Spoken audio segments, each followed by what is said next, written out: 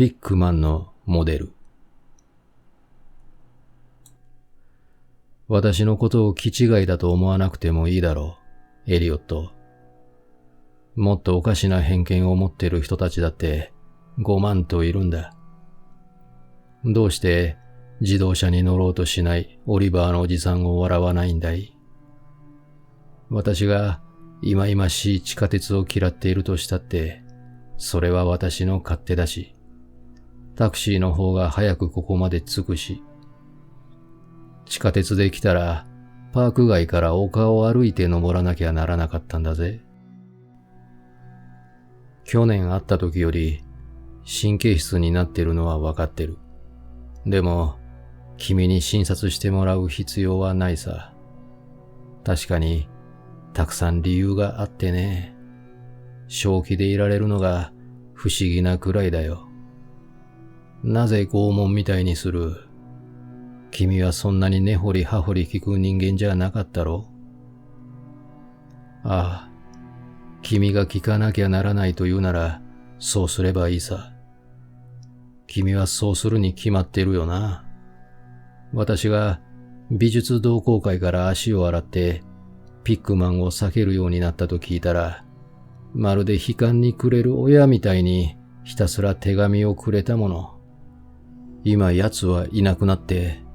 私も時々同好会に行ってみるけれど、私の神経は前とは違ってしまっているんだ。いや、ピックマンがどうなったかは知らないし、考えてみたくもない。君は私がピックマンと縁を切ったとき、内情を知っていると勘ぐっていたようだけど、だから私は奴がどこに行っちまったのか考えたくないんだ。警察には好きなように探させておけばいい。大したことはできないさ。奴がピーターズって名前で借りてたノースエンドの場所も分かっていないところから見るとね。自分でももう一度見つけられるかどうか。明るい真っ昼間でもそんなことをしてみようとは思わないし。ああ、私は知ってる。残念ながら知っていると思うよ。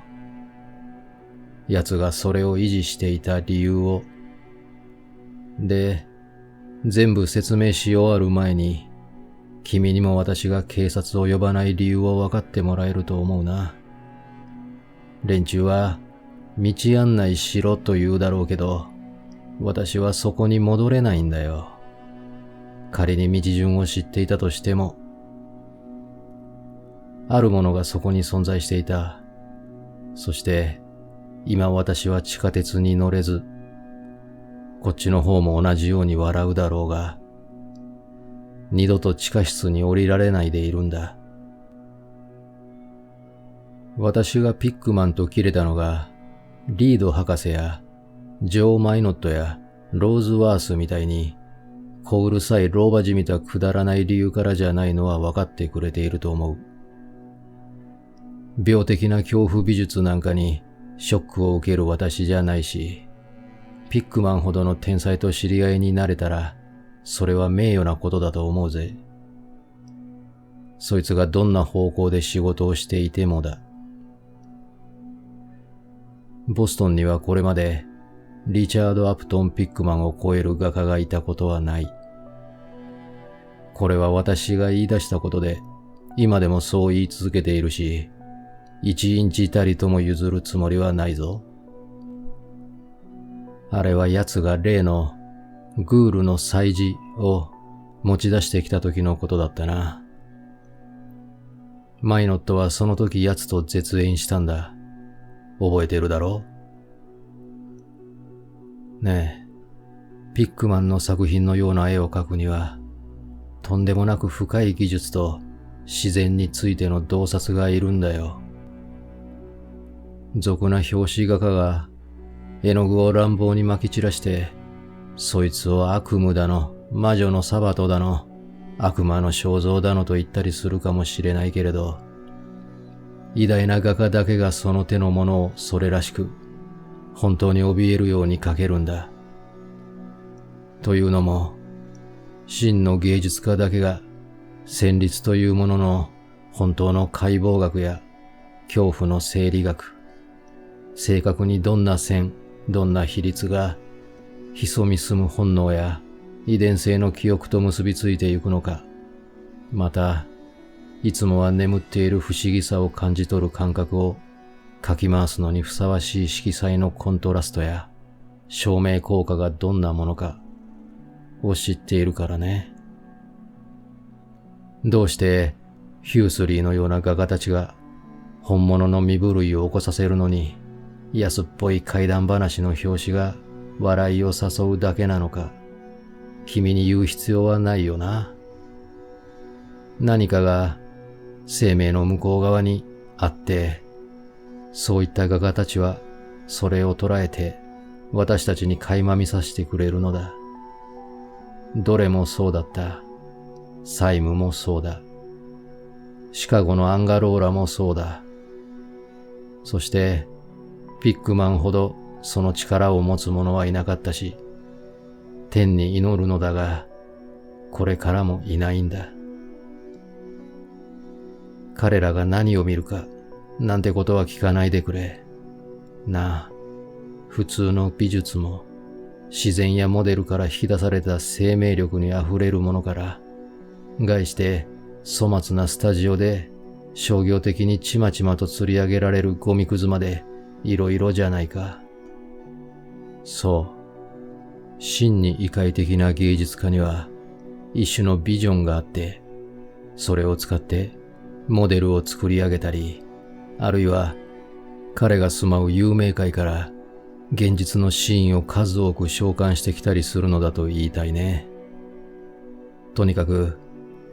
彼はまがい者たちが描くミンチパイな夢とは違った芸術品を創作しようとするのだし、それは命ある画家の制作物が通信教育の漫画描きがでっち上げたものと違うのと同じようなものなんだ。もし私がピックマンの見たものを見たなら、いや、ダメだ。ここで一杯飲んでおこう。これ以上深入りする前に。神よ、そんなものを見たら私は生きていられるでしょうか。もしあの男、奴が人間だとして、が見たものを。ピックマンの強みは顔にあったのを覚えているよな。ゴヤ以来、あれほど混じり気のない地獄を一組の顔の造作や歪んだ表情に盛り込めた者がいたとは思えない。じゃあゴヤ以前はというと、ノートルダムやモン・サン・ミシェルのガーゴイルやキメラを作った連中まで戻らなきゃならない。彼らはそういったものを全部信じていて、多分そういったものを全部見てもいたんだろう。中世にはいくつか奇妙な層があるからね。覚えているけど、一度君自身、ピックマンに聞いたことがあるだろう。君が逃げた前の年だ。一体全体、どこでそんなアイデアやビジョンを拾ってくるのかって。奴が返してよこしたのは、底意地の悪い笑い声じゃなかったか？リードが奴と縁を切ったのは、その笑いもあったんだ。リードは、ちょうど比較病理学を勉強したばかりで、あれこれの精神症候や身体症候の生物学的、あるいは進化論的な重要性に関する内部的な知識とやらで鼻高々だったんだな。彼はピックマンに対し日増しに反発を覚えるようになったと言っていて、最後の頃にはほとんど震え上がって、あの男の顔つきと表情は次第に好ましからざる方向に成長している。人間ではない方向に、とかね。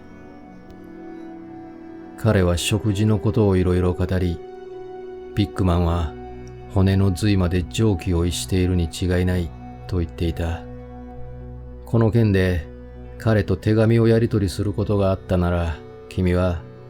ピックマンの絵は気に障ったり想像力を痛めつけたりするだろうが、放っておけ、と言ったんじゃないか。私はそう言っておいたよ、その時に。だけど、私がピックマンを切ったのが、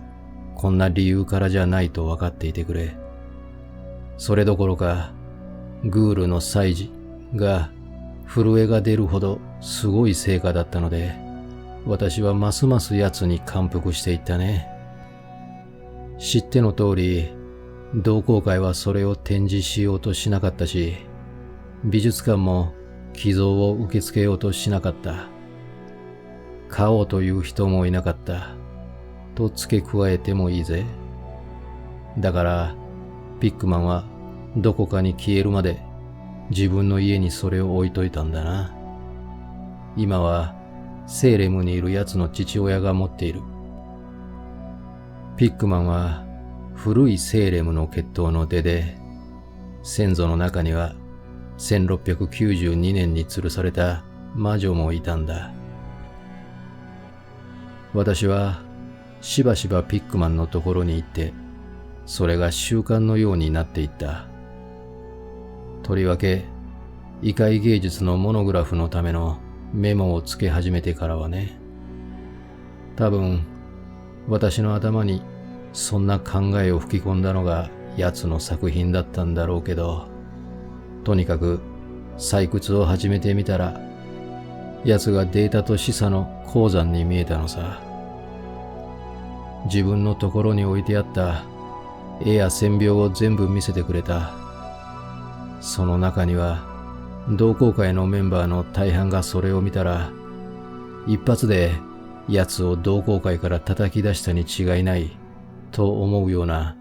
ペン書きのスケッチもあった。間もなく私は敬虔な信者みたいになってしまって、まるで中学生のように何時間も奴の美術論や哲学的空間に聞き入ったものだった。その論たるや、デンバースの施設送りになってもおかしくないほど芳醇なものだったさ。私の英雄崇拝のせいで、また一般人が奴と距離を置きたがり始めてたこともあって、奴は私のことをひどく信用するようになっていったんだ。そしてあるよ、私の口が十分硬くて、頭があまり硬くなければ、いささか普通じゃないものを見せてやれるんだが、とほのめかしたんだ。家にあるものよりちょっとばかりきついやつをね。なあ君、と奴は言った。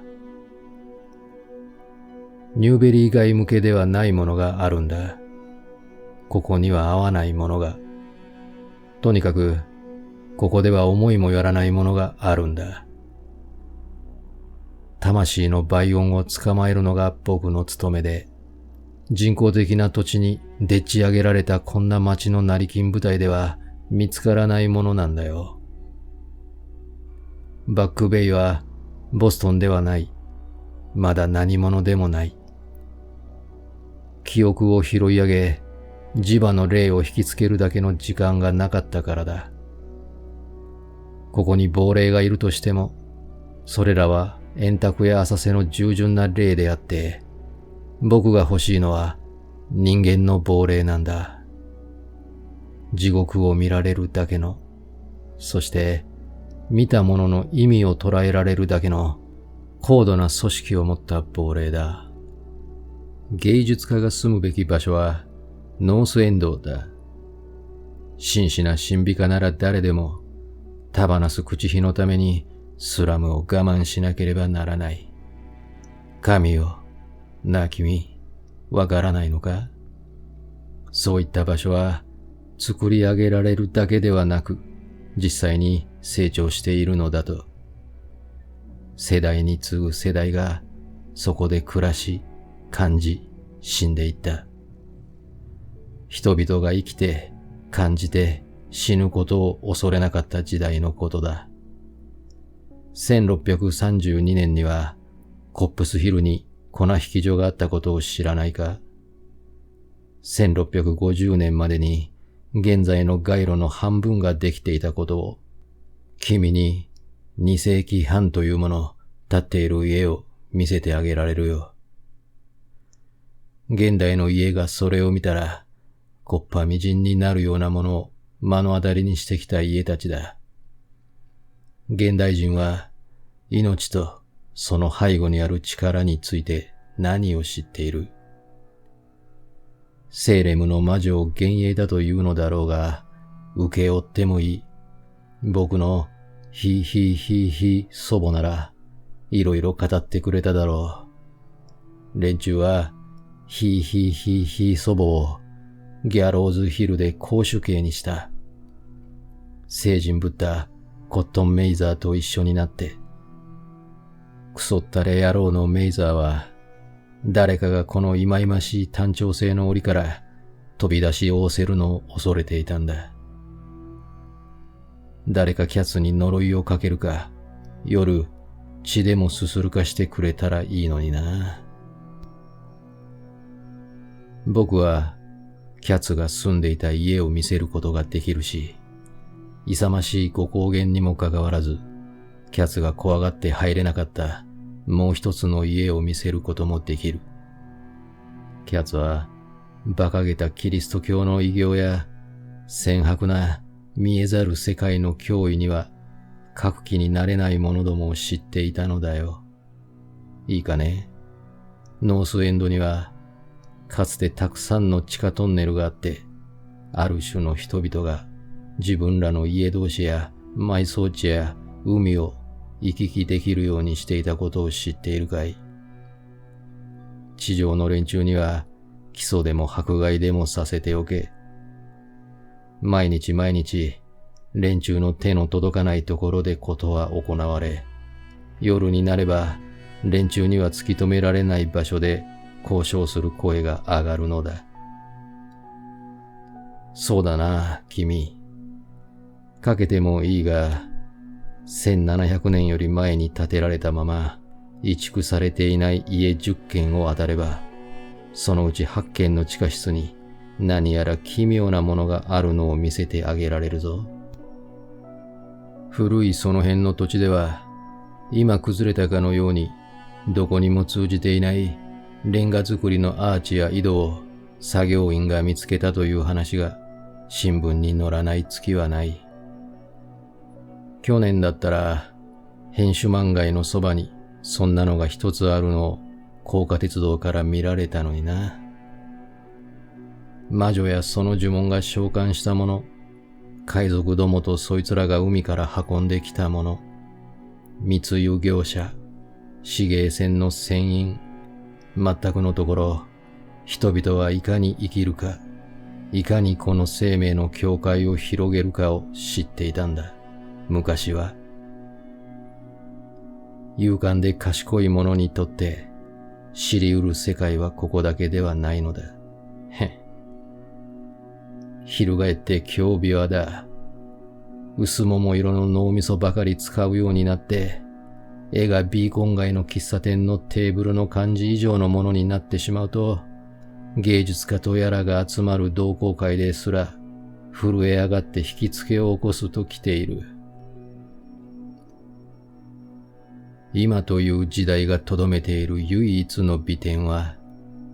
あまりに腐れバカなため、過去のことをきっちりと問えないことだ。地図だの、記録だの、ガイドブックだのが、ノースエンドの何を本当に語っているかね。そうだな。プリンス街の北の方で、網目になっている340の裏通りに案内することができると思う。そんなところがあるとかもしれないと感づいている生き物は、そこにたむろっている外人以外には10を超えないというような場所だぞ。では、そこのいた子どもは何かその意味を知っているか？何も。さあば、そういった古い土地は絢爛たる夢を見ていて、脅威と恐怖と陳腐さからの一層で満ち溢れているのだが、それを唯一人として分かっちゃいないし、利用することもできないでいる。あるいは一人だけいると言った方がいいかな。僕は理由もなくほじくり返してきたわけじゃないからな。さて、君はこの種の事柄に興味を持っていると、僕がそこにもう一つアトリエを持っていると言ったらどうだ？古の恐怖の野霊を捕まえられる場所、ニューベリー以外では考えることもできないものをかける場所だ。当たり前だが、同好会の呪われたオールドミスどもには話さない。ババアどもはクソのようなリードと一緒になって、そういえばあいつは僕のことを逆進化の過程をトボガンに乗って墜落している一種の怪物とか囁いているんだ。そうだよ、サーバー。僕はずっと前に人は生命の美と同じように恐怖も書くべきだと心に決めた。だから恐怖が生きていると考えるだけの理由があるいくつかの場所を探ったのだ。僕が入手した場所をかつて見たことがある者は、僕以外には生きているノルウェー人が3人いるとは思えない。距離で言えば高架鉄道からほど遠くないが、精神で言えば何世紀も離れている。地下室の奇妙なレンガ製フロイドが決め手だった。さっき話したようなやつだ。小屋は崩壊寸前で、僕以外には誰も住もうとは思わないだろうし、支払った金の安かったことときたら、ちょっと君には話せないな。窓には板を打ち付けてあって、だが大歓迎だ。僕の目的には昼の光はない方がいいからね。地下室で書いているんだ。インスピレーションが最高に湧く場所だ。他の部屋は1階に設けたけれども、シチリア人の持ち物で、ピーターズの名前で借りてある。さあ、君にその気があるなら、今夜そこに連れて行こう。絵を喜んでもらえるだろうと思う。そう。前に話したように、そこではちょっとばかり羽目を外しているんだよ。大旅行ってわけではない。僕は時々そこまで徒歩で行っている。そんなところにタクシーで行って人目を引きたくないからね。サウスステーションからバッテリー街行きの定期便が出ているから、そこから歩けばすぐだ。ねえ、エリオット。この大演説を拝聴した後、僕にできたことといったら、空のタクシーを見つけるや否や、歩く代わりに駆け出すのを我慢するくらいのことだけだった。サウスステーションで電車に乗り換え、バッテリー街への階段を降りていったのが12時頃。昔からの海浜地帯に沿って、ずんずん歩いてコンスティチューション埠頭を過ぎた。どんな街路を渡ったか確認していなかったし、どこを折れて入ったのかも言えない。でもそこは、グリー農工事じゃなかった。道を折れると、そこは上りになっていて、生まれてこの方見た中で、一番古くて汚い裏通りを通っていった。崩れそうな切妻、小さなガラスのある割れ窓、半分バラバラになった古煙突が月夜に突っ立っていた。そこで見た家の中で、コットンメイザー時代に建っていなかった家は3軒もなかったに違いないよ。少なくとも2軒には迫り出しがあったし、ほとんど忘れられた全ギャンブレル型の尖った屋根のラインを見たことも一度はあったと思う。もっとも、考古家に言わせると、ボストンにはそんな屋根は残ってないそうだけどさ。その裏通りも薄暗かったけれど、そこから左に曲がって入っていった裏通りは同じくらい静かで、もっと狭くて真っ暗だった。そこから1分くらいしたところで闇の中を鈍角に右に曲がった気がする。少ししたらピックマンは懐中電灯を取り出して忌まわしいほど虫食いだらけになっているノアの洪水以前の10枚板のドアを照らした。鍵を開けると奴は僕を荒れた玄関に案内した。かつては壮麗だった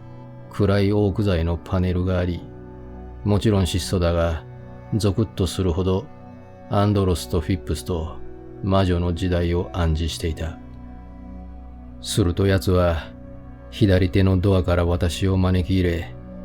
オイルランプに明かりをつけて気楽にしてくれと言った。さあ、エリオット、白状しよう。私は人呼んでハードボイルドな男だと言っていいと思うんだが、その部屋の壁にかかっているのを見たら気分が悪くなったよ。奴の絵だったんだ。ニューベリー以外では描けないし、見せることもできない代物ども。そしてここでは、羽目を外していると言ったのは、まさにその通りだった。もう一杯くれ。もう一杯いるんだよ。とにかく。それらの絵が、どんな感じだったか、君に伝えようとしても無駄だろうさ。凄まじい冒涜的な恐怖や、信じがたいほどの胸のムカつきや、猛烈な道徳上の悪臭が、言葉の力では分類することもできないような、ほんの単純なタッチから来ていたんだから。シドニー・サイムに見るようなエキゾチックな技巧や、クラーク・アシュトン・スミスが見る者の血を凍らすべく用いたトランス・サタニアンの風景や月の菌類は何もなかった。背景は主に古い墓地、森の奥、海辺の崖、レンガのトンネル、古風な羽板張りの部屋、あるいは石造りの地味な地下室だった。コップスヒル共同墓地は、その家から何ブロックも離れていないはずだったのだけれど、お気に入りの風景だったな。狂気とおぞましさは前景に描かれた姿にあった。卓抜した悪魔的な肖像画法がピックマンの病的美術だったからね。それらの姿が完全に人間であることは稀で、いろいろな程度に人間未満だったんだよ。ほとんどの体は一応二足歩行っぽかったが、前かがみでなんとなく犬科の形態を宿していた。表面は主に一種不快なゴム質だった。うげ、今でも見える。そいつらが従事していること言ったら、まあ、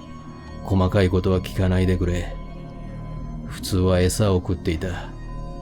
餌が何かは言いたくない。時々埋葬地や地下道に集団で現れて、しばしば獲物というか大事なお宝をめぐって争っていた。そして時としてピックマンは何という胸くその悪くなるような表現をこの死体安置所の戦利品のめしいた顔に与えたことか。時折そいつらは夜開いた窓から飛び込んでくるように書いてあったり、寝ている人の胸元にしゃがみ込んで首筋に噛みつこうとするように書いてあったりした。あるカンパスには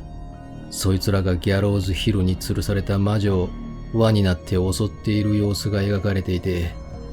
魔女の死に顔には奴らとの間の密接な類縁性があったんだよ。けどこういった醜悪なテーマや状況だけで私が気を失ったなどと思ってもらっては困る。私は3歳児じゃないんだし、こういったのは前にもたくさん見たことがあった。顔なんだよ、エリオット。呪われた顔なんだ。カンパスの中から流し目をよこし、よだれを垂らす正気を持ったあの顔。神よ、誠に我は信じます。あれは生きていたのだと。あの吐き気を催すような魔法使いは絵の具の中に地獄の業火を起こし、F では悪夢の禁止を振りまくワンドだった。そこのデカンタをよこせ、エリオット。レッスンという題名のがあった。天よ、憐れみください。あんなのを見てしまった私を。聞いてくれ。君には想像できるか？名状しがたい犬もどきどもが墓地で輪になってしゃがみ込み、一人の小さな子供にそいつらと同じように食うやり方を教えているところを、取り替え子が払う代償だ。多分。君は奇妙な人々が人間の赤ん坊を盗み、代わりに自分たちの卵をゆりかごに入れておくという古い神話を知っているよね。ピックマンは盗み出された赤ん坊に何が起きるかを書いてみせた。どうやって育つかを。その時私には人間の顔と人間ならぬ姿の顔との間におぞましい関連性があるのが見えるようになったんだ。奴は病的状態を露骨に人間ならぬものから人間崩れまでの間で何段階も書いて、それらの間に嘲笑うような連環と進化の過程を打ち立てていた。犬もどきは死すべき人間から生まれてきたのだ。それなら、取り替え子の形で人間界に残された犬もどき自身の子供のことを奴はどうするんだろうと思った途端、その考えにドンピシャリの絵が目に入った。それは、昔ながらのピューリタンの家の内部の絵だった。太い梁が走る部屋に格子窓、肘掛け付きの木の長椅子、不細工な17世紀の調度、聖書を朗唱している父親の周りに座る家族。一人を除く皆の顔には高潔と崇敬の表情があったが、もう一人の顔は地獄のあざけりを見せていた。年派もいかない男の子の顔で、疑いなく敬虔な父親の息子ともしきものに属するが、本質的な部分で汚らしい者どもの縁者だった。連中の取り替え子だ。そして、究極のアイロニーとして、ピックマンはそいつの顔をはっきり自分に似せて描いたんだよ。その間にピックマンは、隣の部屋のランプをつけ、私のためにドアを丁重に開けたまま、現代風修作を見に来てもらえないかと聞いた。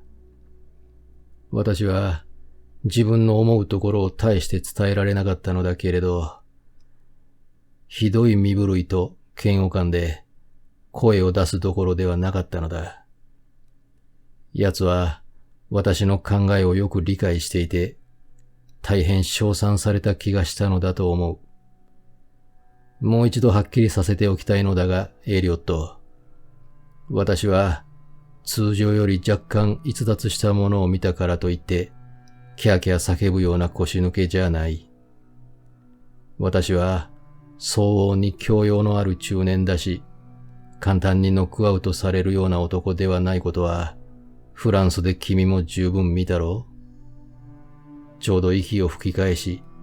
植民地時代のニューイングランドを地獄の別館の一種にしてしまうような、これらの恐るべき絵にも慣れたところだったということも覚えていてほしい。まあ、これら全部にもかかわらずだ。次の部屋に入った私は、本当に叫び声を上げ、戸口にしがみついて、やっとのことで卒倒を免れたんだよ。前の部屋は、グールや魔女の集団が私らの先祖の世界にはびこる様を見せていたが、こっちのは、恐怖を私ら自身の日常生活の中にもろに持ち込んでいたんだ。神様、なんてものを奴はかけたのでしょうか。地下鉄事故という終作があった。その中では、不愉快極まる者の大群が、どこかの地下墓所からボイルストン街地下鉄の床にできた割れ目を通して這い上がり、プラットフォームにごった返す群衆に襲いかかっていた。別のは、コップスヒルの墓地での踊りなんだが、背景が今日のものだったんだ。次のはたくさんの地下室の描写で、穴や石組みのひびから怪物どもが忍び込み、ニヤニヤと歯をむき出しながら、樽やかまどの裏にしゃがんで、最初の犠牲者が階段を下ってくるのを待っていた。一枚のムカつくようなカンバスには、ビーコンヒルの大きな断面図が描かれているようだった。毒臭まみれの怪物どもの軍隊が、まるでアリみたいになって、蜂の巣のように掘りまくられた地下道を身をかがませて張っていた。現代の共同墓地での踊りが、芳醇極まる筆致で書かれており、もう一つ、他のもの以上に、そのコンセプトが私にショックを与えたのがあった。どことも知れぬ地下納骨場の中に、何十体もの獣どもがわんさか集まっていた。その真ん中にいる奴の手には、有名なボストンのガイドブックがあり、明らかに大きな声で読み上げていたのだ。皆、ある一節を指し、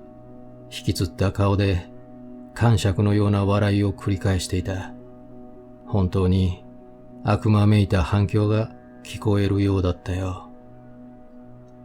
その絵の題名は、ホームズ、ローウェル、およびロングフェローはマウント・オーバーンに埋葬された。徐々に心を沈め、病的で極悪非道なこの第二の部屋に合わせて調律し直した私は、吐き気を催すこの嫌悪感に関して、いくつか分析し始めた。第一に、と一人ごちた。これらのものが不愉快なのは、それらがピックマンに内在する究極の非人間性と冷淡な野蛮性とを示すからである。この人物は全人類にとって容赦のない敵に違いない。だから脳や肉体に責め苦を与え、死すべき人間の住処を腐敗させて大喜びなのだ。第二に、それらはまさにそれらの偉大さゆえに恐ろしいのである。それら美術は確信を持つ者の美術だった。その絵を見るときは悪魔自体を見るのであり、その悪魔自体が恐ろしいのだ。奇妙な点だが、ピックマンは選択性や突飛さから力を得ていたのではなかった。にじみ、歪曲、様式化とは無縁だった。輪郭はシャープで真に迫っていて、細部は苦痛を感じるほどきっちりしていた。そして顔ときたら、その絵が写すものは単なる芸術家の解釈などではなかった。ハンマデンそのものであり、水晶のようにクリアで厳格な客観性を持っていた。まさにそのものだったんだよ。神かけて。あの男は全然幻想家でもロマンチシストでもなかった。色とりどりの儚い夢をかき立てようとすらしなかった。その代わり奴は冷静かつ霊障的に不動の機械的な確固たる恐怖を再現した。正面からはっきりと立派にきっぱりと自分が見た世界を、どんな世界かは神のみぞ知る。冒涜的な姿がぴょんぴょん跳ね、ひょこひょこ歩き、のたくり回るのを奴が一体どこで見たのか、それも神様だけがご存知だ。だが、奴のイメージがどんな当惑するような源から来ているにせよ、明白なことが一つあった。ピックマンはあらゆる点において、コンセプトもやり方も完璧な、勤勉な、ほとんど科学的と言ってもいいほどのリアリストだったんだよ。さて、我が主人はアトリエ本体に行くから地下室に降りるようにと促した。私は未完成のカンバスの中でこれでもかと努力して自らを鼓舞したよ。ジメジメした階段の下まで来ると、奴は懐中電灯をつけて手近にある大きな開けた空間の隅に向けてレンガでできた円形の縁を照らした。間違いなく土間床にある大井戸だった。私らはそれに近づいていったんだが、見たところその大きさは差し渡し 1.5 メートル、壁の厚さが30センチ強、床から15センチばかり高くなっていた。がっしりした作りで思い違いをしているんじゃなければ17世紀のものだったな。ピックマンは言った。これは先ほど話した種類のものだ。丘を地下から掘り崩すためのトンネルの網目が口を開けている場所だよ、と。私はそれを見ながら、なんとなく、この井戸はレンガじゃなくて、重そうな木の板で塞いであるだけなんだなと思った。ピックマンの胸くそ悪いほのめかしが単なる習字法ではないとしたら、これまでこいつがどんなところと繋がってきたはずか、それを考えると、ちょっとばかりブルブルきたね。そして彼の後をついて一段上がり、狭いドアを通って広めの部屋に入った。木の床でアトリエとしての調度が整えてあった。仕事ができるだけの明かりはアセチレンランプから得ていた。イーゼルに乗せたり、壁にもたれさせたりしてあった未完成の絵は、上の階の完成品と同じように化け物じみていて、この芸術家の労を惜しまない手法を示していた。輪郭線は極めて慎重に引かれ、ピックマンが正確な遠近法と比率を得るために細心の注意を払っていることが、鉛筆書きのガイドラインから分かった。この男は偉大だ。今でも私はそう言うよ。あんなことを知ってしまった今でも。私はテーブルの上の大型カメラに興味を惹かれた。ピックマンが言うには背景を描くのに使っているのだそうで、道具一式を持って街をあちこち歩き回る代わりにアトリエ内で写真から起こしているらしい。継続的な作業を行う場合、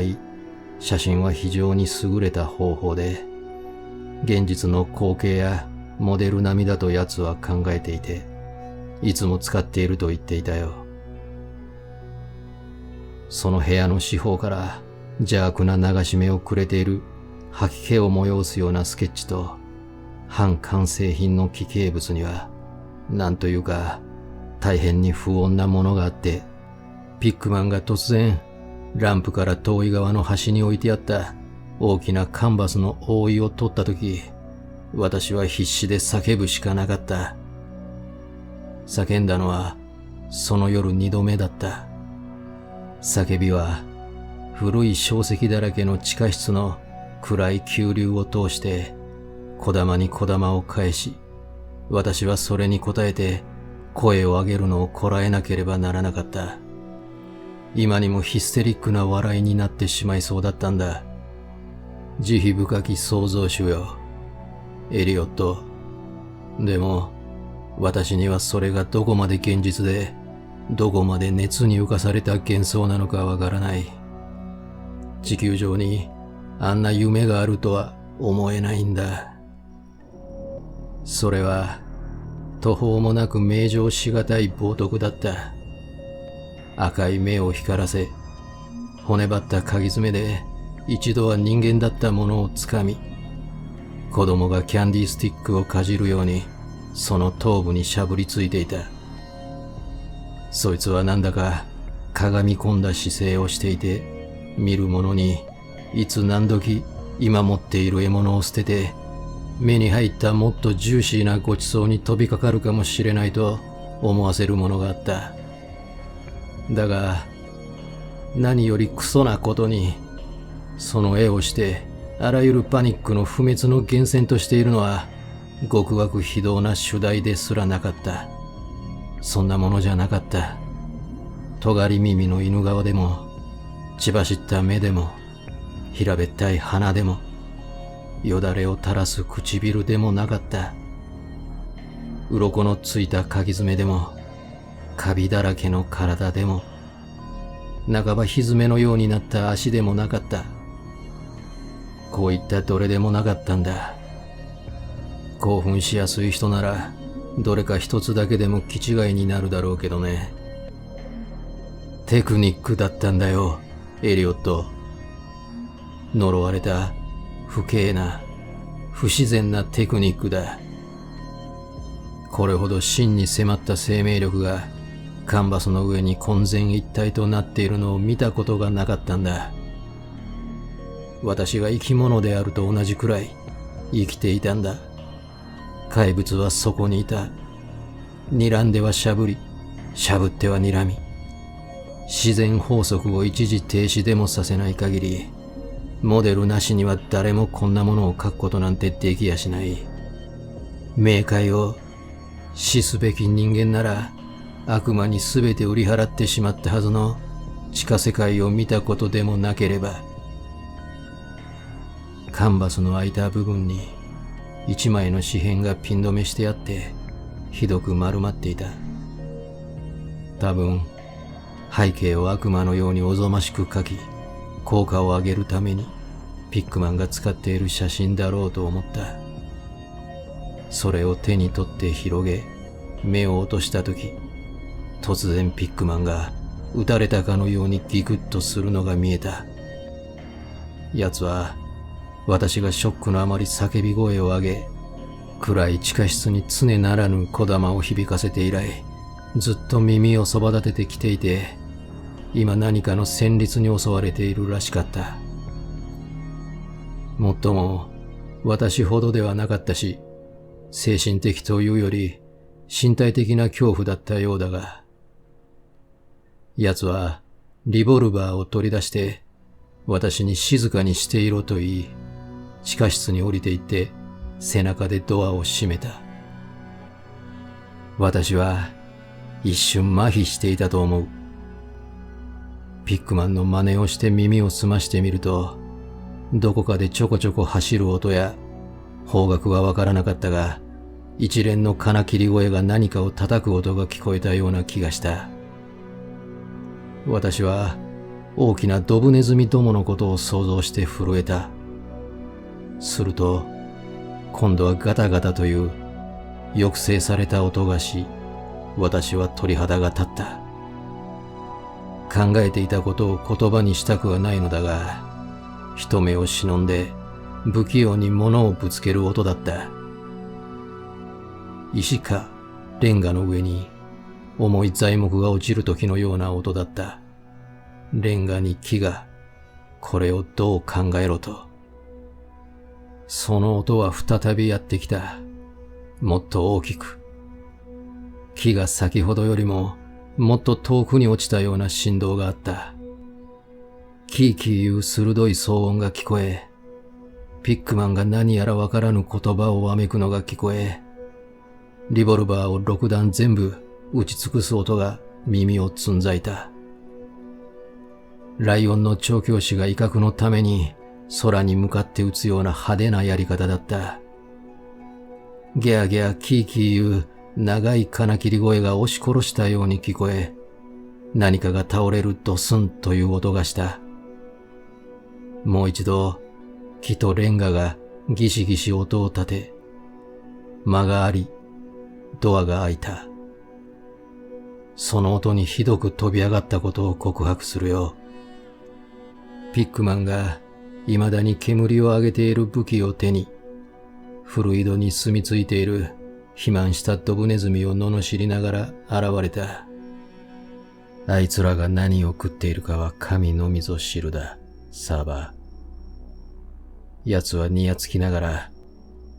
この昔のトンネルは墓地や魔女の巣穴や海岸に通じているからね。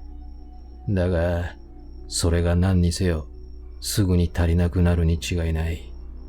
というのも、あいつらはそれこそ悪魔のように、何としてでも外に出たがっているからな。君がわめいたのであいつらが来たんだよ、思うに。こういう古い土地では気をつけなきゃいけないぞ。我らが月子類の友人たちは欠点だね。それでも時々は雰囲気や色彩という点で美点があると思うがね。で、エリオット。これがその夜の冒険の終わりというわけだ。ピックマンは問題の場所を見せると約束して、確かに奴はそれを実行した。奴は別の方角を通って、私をそのもつれ合った裏通りから連れ出したんだと思う。街灯が見える頃には、半ば見知った街に出ていたから。安アパートのブロックと古い家が混在する単調な街だった。チャーター街ということになるんだと思うんだが、私は狼狽しすぎて、どこでそれに行き当たったかわからなかった。電車は終わってしまっていたので、私らは歩いてハノーバー街を抜け、下町に戻った。そこの壁を覚えてるよ。トレモント街からビーコン街に上がって、ジョイの角で分かれた。そこで私は脇道に入ったんだ。それ以来奴とは一言も話していない。なぜ奴と縁を切ったかって？そう焦るなよ。コーヒーを注文するから待ってくれ。他のはたらふく飲んだけど、もうちょっと飲みたいのさ。そうじゃないんだ。そこで見た絵じゃないんだよ。絵だけでも、ボストンじゃ10のうち9の家庭やクラブから叩き出されるのは受け合うし、今ならどうして私が地下鉄や地下室に近寄りたがらないか分かってくれたとも思う。それは、次の日の朝になって、コートのポケットから見つけたあるもののせいだ。地下室にあった恐怖のカンバスから取ってきた丸まった紙だよ。例の怪物の背景にする何かの風景写真だろうと思っていたものさ。手に取って伸ばしている時に最後の強行がやってきた。その後、ぼんやりしたままポケットの中に丸め込んでいたらしいんだ。でもコーヒーが来た。ブラックで飲むのが賢明だぞ、エリオット。そうだよ。その紙がピックマンと絶交した理由だ。リチャード・アプトン・ピックマン。私が知る最も偉大な芸術家。そして生命と神話と狂気の穴蔵との間に惹かれた境界を飛び越えてしまった最悪に不潔な存在と。エリオット、リードじいさんは正しかった。奴は厳密には人間じゃなかった。奇妙な影を伴って生まれたのか、禁断の門を開ける鍵を見つけたのか、そんなものはもうどうだっていい。奴は言って、うろつくのが大好きだった伝説の暗闇の中へと戻っていってしまったからだ。ああ、シャンデリアがつく時間になったんだな。私が燃やしたものが何だったか説明しろとか言わないでくれ。推測するのもごめんだ。質問しないでくれ。モグラみたいに這い上がってきたピックマンが、やけに熱心にドブネズミだと言い張る者の背後に何があったかも。なあ、秘密があるんだよ。古のセイレムの時代から引きずってきた謎が、コットンメイザーはもっと変な者どものことを言ってるだろう。知ってるよな。ピックマンの絵がどうしてクソったれほど生き生きとしていたか。ああいった顔を奴がどこから取ってきたか。皆が不思議に思っていたかを。そう、その印画紙は背景を写したものじゃなかったんだ。結局、恐るべきカンバスに奴が描いていたおぞましいものを単純に写しているだけだった。奴が使っていたモデルだ。そしてその背景は、地下室のアトリエの壁と細部までそっくり同じだった。だが神かけて、エリオット、それは生物の写真だったんだよ。